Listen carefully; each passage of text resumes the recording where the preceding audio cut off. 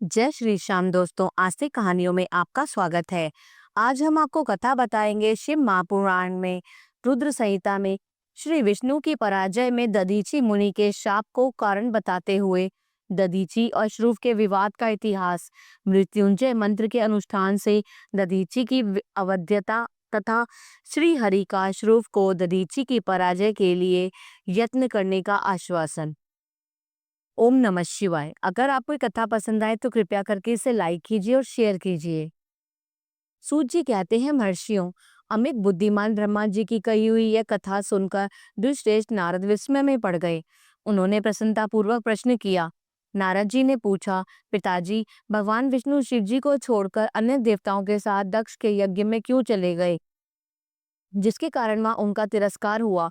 क्या वे प्रलयकारी पराक्रम वाले भगवान ने अज्ञानी पुरुष की भांति रुद्रगणों के साथ युद्ध क्यों किया? करुणानिधि, मेरे मन में यह बहुत बड़ा संदेह है। आप कृपा करके मेरे इस संशय को नष्ट कर दीजिए और प्रभु, मन में उत्साह पैदा करने वाले श्री चरित को कहिए। ब्रह्मा जी ने कहा, नारद, पूर्व काल में राजा शुभ की सहायता करने वाले श्री हरि को दधीचि मुनि ने श्राप दिया था, जिससे उस समय वे इस बात को भूल गए और वे दूसरे देवताओं को साथ ले दक्ष के यज्ञ में चले गए। दधीचि ने शाप क्यों दिया, यह सुनो। प्राचीन काल में श्रुव नाम के प्रसिद्ध एक महातेजस्वी राजा हो गए। वे महाप्रभावशाली मुनीश्वर दधीचि के मित्र थे। दीर्घकाल की तपस्या के प्रसंग से श्रुव और दधीचि में विवाद आरंभ हो गया, जो तीनों लोकों में महान अनर्थकारी के रूप में विख्यात हुआ। उस विवाद में वेद के विद्वान शिव भक्त दधीचि कहते थे कि शूद्र, वैश्य और क्षत्रिय, इन तीनों वर्णों से ब्राह्मण ही श्रेष्ठ है। इसमें संशय नहीं है।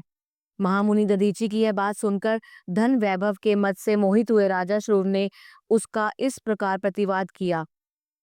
श्रुव बोले, राजा इंद्र आदि 8 लोकपालों के स्वरूप को धारण करता है। वह समस्त वर्णों और आश्रमों का पालक एवं प्रभु है, इसलिए राजा ही सबसे श्रेष्ठ है। राजा की श्रेष्ठता का प्रतिपादन करने वाली श्रुति भी कहती है कि राजा सर्वदेवमय है। मुने, इस श्रुति के कथनानुसार जो सबसे बड़ा देवता है वह मैं ही हूँ। इस विवेचन से ब्राह्मण की अपेक्षा राजा ही श्रेष्ठ सिद्ध होता है। च्यवननंदन, आप इस विषय में विचार करें और मेरा अनादर ना करें, क्योंकि मैं सर्वथा आपके लिए पूजनीय हूँ। राजा श्रुव का यह मत श्रुतियों और स्मृतियों के विरुद्ध था। इसे सुनकर भृगुकुल भूषण मुनि श्री दधीचि को बड़ा क्रोध हुआ। मुने अपने गौरव का विचार करके कुपित हुए महातेजस्वी दधीचि ने श्रुव के मस्तक पर बाएं मुक्के से प्रहार किया। उनके मुक्के की मार खाकर ब्राह्मण के अधिपति कुत्सित बुद्धि वाले श्रुव अत्यंत कुपित हो गरज उठे और उन्होंने वज्र से दधीचि को काट डाला। उस वज्र से आहत हो भृगुवंशी दधीचि पृथ्वी पर गिर पड़े। भार्गव वंशधर दधीचि ने गिरते समय शुक्राचार्य का स्मरण किया। योगी शुक्राचार्य ने आकर दधीचि के शरीर को, जिसे श्रुव ने काट डाला था, तुरंत जोड़ दिया। दधीचि के अंगों को पूर्वज जोड़कर शिव भक्त शिरोमणि तथा मृत्युंजय विद्या के प्रवर्तक शुक्राचार्य ने उनसे कहा। शुक्र बोले, तात दधीचि, मैं सर्वेश्वर भगवान शिव का पूजन करके तुम्हें श्रुति प्रतिपादित महामृत्युंजय नामक श्रेष्ठ मंत्र का उपदेश देता हूँ।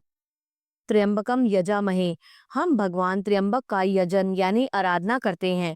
त्र्यंबक का अर्थ है तीनों लोकों के पिता, प्रभावशाली शिव। वे भगवान सूर्य, सोम और अग्नि, तीनों मंडलों के पिता हैं। सत्व, रज और तम, तीनों गुणों के महेश्वर हैं। आत्म तत्व, विद्या तत्व और शिव तत्व, इन तीनों तत्वों के आहवनीय और गार्हपत्य और दक्षिणाग्नि, इन तीनों अग्नियों के सर्वत्र उपलब्ध होने वाली पृथ्वी, जल एवं तेज, इन तीन मूर्त भूतों के त्रिदेव के त्रिभुज के त्रिधाभूत, सबके ब्रह्मा और विष्णु, तीनों देवताओं के महान ईश्वर महादेव ही हैं। यहाँ तक कि मंत्र के प्रथम चरण की व्याख्या हुई है कि मंत्र का द्वितीय चरण है सुगंधिम पुष्टि वर्धनम। जैसे फूलों में उत्तम गंध होती है, उसी प्रकार वे भगवान शिव संपूर्ण भूतों में, 3 गुणों में, समस्त कृत्यों में, इंद्रियों में, अन्यान्य देवों में और गणों में उनके प्रकाशक सारभूत आत्मा के रूप में व्याप्त है। अतएव सुगंध युक्त एवं संपूर्ण देवताओं के ईश्वर है। यहाँ तक कि सुगंधिम पद की व्याख्या जो हुई है, अब पुष्टि वर्धनम की व्याख्या करते हैं। उत्तम व्रत का पालन करने वाले दुश्रेष्ठ महामुने नारद, उन अंतर्यामी पुरुष शिव से प्रकृति पोषण होता है। मैं तत्व से लेकर विशेष पर्यंत संपूर्ण विकल्पों की पुष्टि होती है तथा मुझ ब्रह्मा का, विष्णु का और मुनियों का और इंद्रियों सहित देवताओं का भी पोषण होता है, इसलिए वे ही पुष्टि वर्धनम है। अब मंत्र के तीसरे और चौथे चरण की व्याख्या करते हैं। उन दोनों चरणों का स्वरूप यूं है। उर्वारुक में बंधनान मृत्यु और मुक्षीय मामृतात, अर्थात प्रभु जैसे खरबूजा पक जाने पर लता बंधन से छूट जाता है, उसी तरह मैं मृत्यु रूप बंधन से मुक्त हूँ और हो जाऊं अमृत पद यानी मोक्ष से पृथक न हो। वे रुद्रदेव अमृत स्वरूप हैं, जो पुण्य कर्म से, तपस्या से और स्वाध्याय से, योग से अथवा ध्यान से उनकी आराधना करता है, उसे नूतन जीवन प्राप्त होता है।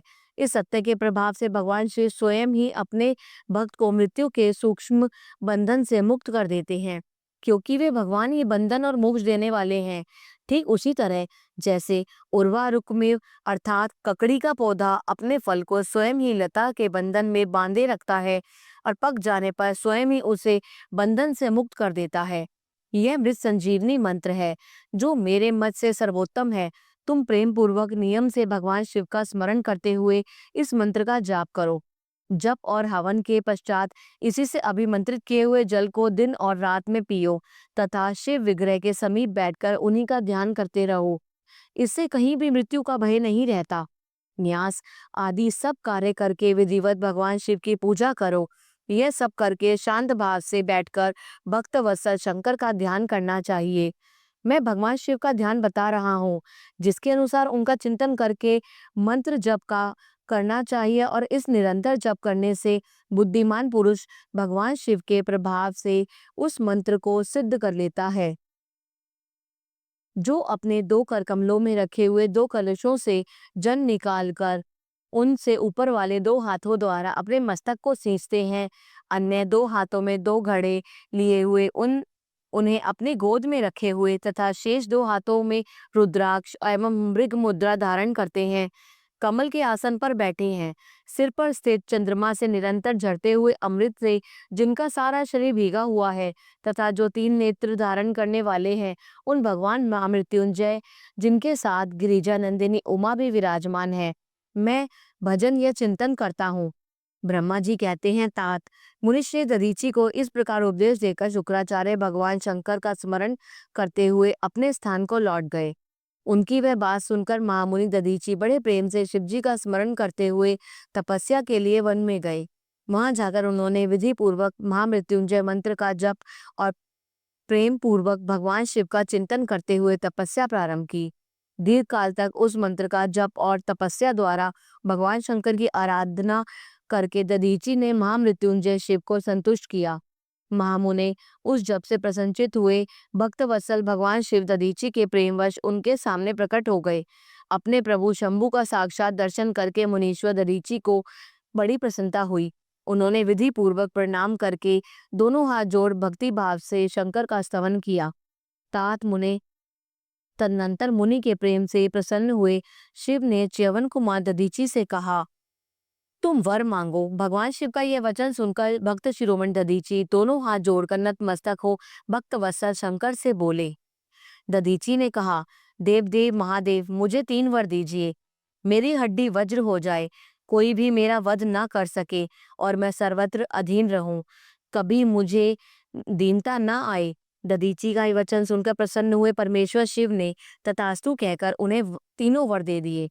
शिवजी से 3 वर पाकर वेद मार्ग में प्रतिष्ठित महामुनि दधीची आनंद मग्न हो गए और शीघ्र ही राजा श्रुव के स्थान में गए। महादेव जी से अभ्ययता वज्रमय अस्थि और अधीनता पाकर दधीची ने राजेंद्र श्रुव के मस्तक पर लात मारी। फिर तो राजा श्रुव ने क्रोध करके दधीची पर वज्र से प्रहार किया। वे भगवान विष्णु के गौरव से अधिक गर्व में भरे हुए थे, परंतु श्रुव का चलाया हुआ वह वज्र परमेश्वर शिव के प्रभाव से महात्मा दधीची का नाश न कर सका। इससे ब्रह्म कुमार श्रुव को बड़ा विस्मय हुआ। मुनीश्वर दधीची की अवध्यता, अधीनता तथा वज्र से भी बढ़ चढ़कर प्रभाव देखकर ब्रह्म कुमार श्रुव के मन में बड़ा आश्चर्य हुआ। उन्होंने शीघ्र ही वन में जाकर इंद्र के छोटे भाई मुकुंद की आराधना शुरू कर दी। वे शरणागत पालक नरेश मृत्युंजय सेवक दधीची से पराजित हो गए थे। शिव की पूजा से गरुड़ ध्वज भगवान मधुसूदन बहुत संतुष्ट हुए। उन्होंने राजा को दिव्य दृष्टि प्रदान की। उस दिव्य दृष्टि से ही जनार्दन देव का दर्शन करके उन गरुड़ ध्वज को शिव ने प्रणाम किया और प्रिय वचनों द्वारा उनकी स्तुति की। इस प्रकार देवेश्वर आदि से प्रशंसित उन अजय ईश्वर श्री नारायण देव का पूजन और स्तवन करके राजा ने भक्ति भाव से उनकी ओर देखा तथा उन जनार्दन के चरणों में मस्तक रखकर प्रणाम करके पश्चात उनके अपना अभिप्राय सूचित किया। राजा बोले, भगवान, दधीची नाम से प्रसिद्ध एक ब्राह्मण है जो धर्म के ज्ञाता हैं। उनके हृदय में विनय का भाव है। वे पहले मेरे मित्र थे। इन दिनों रोग शोक से रहित मृत्युंजय महादेव जी की आराधना करके वे उन्हीं कल्याणकारी शिव के प्रभाव से समस्त अस्त्र द्वारा सदा के लिए अवध्यय हो गए हैं। एक दिन वह मां तपस्वी दधीची ने सभी भरी सभा में आकर अपनी बाएं पैर से मेरे मस्तक पर बड़े वेग से अवहेलना पूर्वक प्रहार किया और बड़े गर्व से कहा, मैं किसी से नहीं डरता। हरे, वे मृत्युंजय से उत्तम वर पाकर अनुपम गर्व से भर गए हैं। ब्रह्मा जी कहते हैं, नारद, महात्मा दधीची की अवध्यता का समाचार जानकर श्री हरि ने महादेव जी के अतुलित प्रभाव का स्मरण किया। फिर वे ब्रह्मपुत्र राजा श्रुव से बोले, राजेंद्र, ब्राह्मणों को कहीं थोड़ा सा भी भय नहीं है। भूपते, विशेषतः रुद्र भक्तों के लिए तो भय नाम की कोई वस्तु है ही नहीं। यदि मैं तुम्हारी ओर से कुछ करूं तो ब्राह्मण दधीची को दुख होगा और वह मुझे जैसे देवता के लिए भी शाप का कारण बन जाएगा। राजेंद्र, दधीची के शाप से दक्ष के यज्ञ में सुरेश्वर शिव से मेरी पराजय होगी और फिर मेरा उत्थान भी होगा। महाराज, इसलिए मैं तुम्हारे साथ रहकर कुछ करना नहीं चाहता।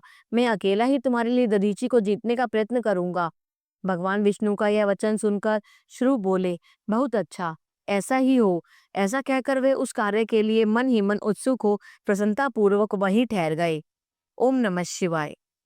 अगला अध्याय, श्री विष्णु और देवताओं से अपराजित दधीची का उनके लिए श्राप और श्रुव पर अनुग्रह। ब्रह्मा जी कहते हैं, नारद, भक्तवत्सल भगवान विष्णु राजा श्रुव का हित साधन करने के लिए ब्राह्मण का रूप धारण कर दधीची के आश्रम पर गए। वहां उन जगत गुरु श्री हरि ने शिव भक्त शिरोमणि ब्रह्मर्षि दधीची को प्रणाम करके श्रुव के कार्य की सिद्धि के लिए उद्यत हो उनसे ये बात कही। श्री विष्णु बोले, भगवान शिव की आराधना में तत्पर रहने वाले अविनाशी ब्रह्मर्षि दधीची, मैं तुमसे एक वर मांगता हूँ, उसे तुम मुझे दो। शिव के इस कार्य की सिद्धि चाहने वाले देवादिदेव श्री हरि के इस प्रकार याचना करने पर शैव शिरोमणि दधीची ने शीघ्र ही भगवान विष्णु से इस प्रकार कहा। दधीची बोले, ब्राह्मण, आप क्या चाहते हैं यह मुझे ज्ञात हो गया है। आप श्रुव का काम बनाने के लिए साक्षात भगवान श्री हरि ही ब्राह्मण का रूप धारण करके यहाँ आए हैं।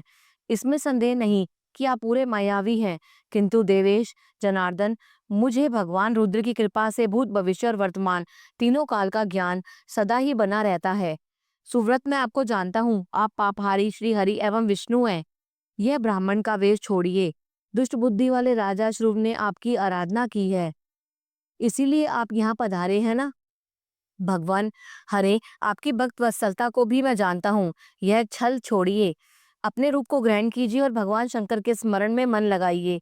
मैं भगवान शंकर की आराधना में लगा रहता हूँ। ऐसी दशा में भी यदि मुझसे किसी को भय हो तो आप उसे यत्न पूर्वक सत्य की शपथ के साथ कहिए। मेरा मन शिव के स्मरण में ही लगा रहता है। मैं कभी झूठ नहीं बोलता। इस संसार में किसी देवता या दैत्य से भी मुझे भय नहीं है। श्री विष्णु बोले, उत्तम व्रत का पालन करने वाले दधीची, तुम्हारा भय सर्वथा नष्ट ही है, क्योंकि तुम शिव की आराधना में तत्पर रहते हो, इसलिए सर्वज्ञ हो। परंतु मेरे कहने से तुम एक बार अपने प्रतिद्वंदी राजा श्रुव से जाकर कह दो कि राजेंद्र, मैं तुमसे डरता हूँ। भगवान विष्णु का यह वचन सुनकर श्री भी शैव शिरोमणि महामुनि दधीची निर्भय ही रहे और हंसकर बोले। दधीची ने कहा, मैं देवादिदेव पिनाक पाणी भगवान शंभु के इस प्रसाद से कहीं कभी किसी और किंचन मात्र से भी नहीं डरता, सदा ही निर्भय रहता हूँ। इस पर श्री हरि ने मुनि को दबाने की चेष्टा की। देवताओं ने भी उनका साथ दिया, किंतु सभी अस्त्र कुंठित हो गए। तदनंतर भगवान श्री विष्णु ने अगणित गणों की सृष्टि की, परंतु महर्षि ने उनको भी भस्म कर दिया। तब भगवान ने अपनी अनंत विष्णु मूर्ति प्रकट की। यह सब देखकर च्यवन कुमार ने वहां जगदीश्वर भगवान विष्णु से कहा, दधीची बोले, महाबाहो माया को त्याग दीजिए। विचार करने से यह प्रतिभा मात्र प्रतीत होती है। माधव, मैंने सहस्त्रों दुर्गे वस्तुओं का ज्ञान लिया है।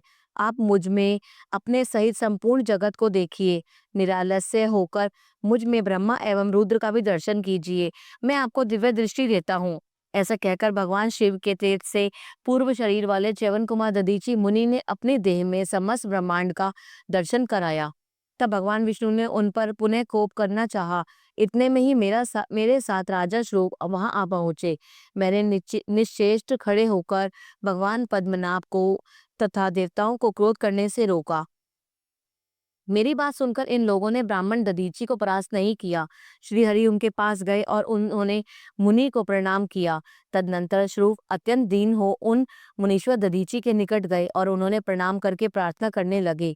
श्रुव बोले, मुनिश्रेष्ठ, शिव भक्त शिरोमणि, मुझ पर प्रसन्न होइए। परमेश्वर, आप दुर्जनों की दृष्टि से दूर रहने वाले हैं, मुझ पर कृपा कीजिए। ब्रह्मा जी कहते हैं, नारद, राजा श्रुव की यह बात सुनकर तपस्या की निधि ब्राह्मण दधीची ने उन पर अनुग्रह किया। तत्पश्चात श्री विष्णु आदि को देखकर वे मुनि क्रोध से व्याकुल हो गए और मन ही मन शिव का स्मरण करके विष्णु तथा देवताओं को शाप देने लगे। दधीची ने कहा, देवराज इंद्र सहित देवताओं और मुनीश्वरों, तुम लोग रुद्र की क्रोधाग्नि से श्री विष्णु तथा अपने गणों सहित पराजित और ध्वस्त हो जाओ। देवताओं की इस तरह शाप देश रूप की ओर देखकर देवताओं और राजाओं ने पूजनीय दुष्श्रेष्ठ दधीची से कहा, राजेंद्र, ब्राह्मण ही बली और प्रभावशाली होते हैं। ऐसा स्पष्ट रूप से कहकर ब्राह्मण दधीची अपने आश्रम में प्रविष्ट हो गए। फिर दधीची को नमस्कार मात्र करके श्रुव अपने घर चले गए। तत्पश्चात भगवान विष्णु देवताओं के साथ जैसे आए थे उसी तरह अपने बैकुंठ लोक को लौट गए। इस प्रकार वह स्थान स्थानेश्वर नामक तीर्थ के रूप में प्रसिद्ध हो गया। स्थानेश्वर की यात्रा करके मनुष्य शिव का सायुज्य प्राप्त कर लेता है। तात, मैंने तुम्हें संक्षेप में श्रुव और दधीची के विवाद की कथा सुनाई और भगवान शंकर को छोड़कर केवल ब्रह्मा और विष्णु को ही जो शाप प्राप्त हुआ उसका भी वर्णन किया। जो श्रुव और दधीची के विवाद संबंधी इस प्रसंग का नित्य पाठ करता है वह अब मृत्यु को जीतकर देह त्याग के पश्चात ब्रह्मलोक में जाता है। जो इसका पाठ करके रणभूमि में प्रवेश करता है उसे कभी मृत्यु का भय नहीं होता तथा वह निश्चय ही विजयी होता है। ओम नमः शिवाय। अगला अध्याय, देवताओं से ब्रह्मा का विष्णु लोक में जाकर अपने दुख निवेदन करना।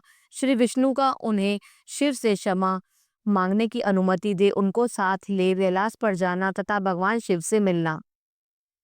नारद जी ने कहा, विधाता महाप्राज्ञ, आप शिव तत्व का साक्षात्कार कराने वाले हैं। आपने यह बड़ी अद्भुत एवं रमणीय शिवलीला सुनाई है। तात, वीरभद्र जब दक्ष के यज्ञ का विनाश करके कैलाश पर्वत पर चले गए तब क्या हुआ, यह हमें बताइए। ब्रह्मा जी बोले, नारद, रुद्रदेव के सैनिकों ने जिनके अंग भंग कर दिए थे वे समस्त पराजित देवता और मुनि उस समय मेरे लोक में आए। वहां मुझे स्वयंभू को नमस्कार करके सबने बारंबार मेरा स्तवन किया। फिर अपने विशेष कलेश को पूर्ण रूप से सुनाया। उसे सुनकर मैं पुत्र शोक से पीड़ित हो गया और अत्यंत व्यग्न हो व्यथित चित्त से बड़ी चिंता करने लगा। फिर मैंने भक्ति भाव से भगवान विष्णु का स्मरण किया। इससे मुझे समयोचित ज्ञान प्राप्त हुआ। तदनंतर देवताओं और मुनियों के साथ मैं विष्णु लोक में गया और वहां भगवान विष्णु को नमस्कार एवं नाना प्रकार के स्तोत्रों द्वारा उनकी स्तुति करके उनसे अपना दुख निवेदन किया। मैंने कहा, देव, जिस तरह भी यज्ञ पूर्ण हो, यजमान जीवित हो और समस्त देवता तथा मुनि सुखी हो जाए वैसा उपाय कीजिए। देव रमानाथ देव सुखदायक विष्णु, हम देवता और मुनि निश्चय ही आपकी शरण में आए हैं। मुझ ब्रह्मा की यह बात सुनकर भगवान लक्ष्मीपति विष्णु, जिनका मन सदा शिव में लगा रहता है और जिनके हृदय में कभी दीनता नहीं आती, शिव का स्मरण करके इस प्रकार बोले। श्री विष्णु ने कहा, देवताओं, परम समर्थ तेजस्वी पुरुष से कोई अपराध बन जाए तो भी उसके बदले में अपराध करने वाले मनुष्यों के लिए वह अपराध मंगलकारी नहीं हो सकता। विधाता, समस्त देवता परमेश्वर शिव के अपराधी हैं, क्योंकि इन्होंने भगवान शंभु को यज्ञ का भाग नहीं दिया। अब तुम सब लोग शुद्ध हृदय से शीघ्र ही प्रसन्न होने वाले उन भगवान शिव के पैर पकड़कर उन्हें प्रसन्न करो, उनसे क्षमा मांगो।